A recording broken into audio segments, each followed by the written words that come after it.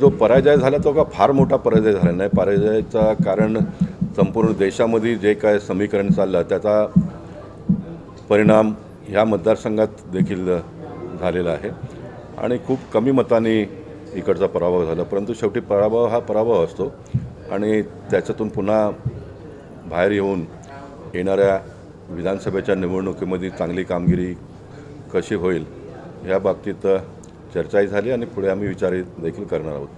नाही, हे फक्त भिवंडीतच झालेलं नसून खूप ठिकाणी झालेलं आहे आणि म्हणून भारतीय जनता पक्षाचा पहिल्यापासूनचा जो प्रयत्न पक्ष स्थापना झाला त्यापासूनच या राष्ट्राची आत्मा जी आहे, या देशातले बहुसंख्यक लोक त्यांच्या बाबतीत ज्या अवहेलना होत होत्या त्या अवहेलनातून बाहेर काढण्याचा प्रयत्न देशाचे पंतप्रधान सन्मान्य नरेंद्र मोदीजींनी गेल्या 10 वर्षात केलं.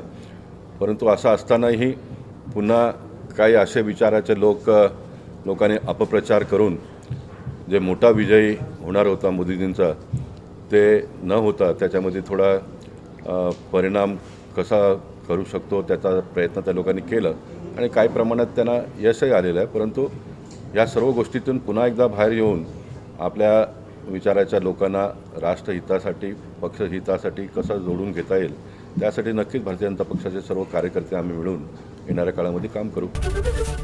एबीपी माझा, उघडा डोळे बघा नीट.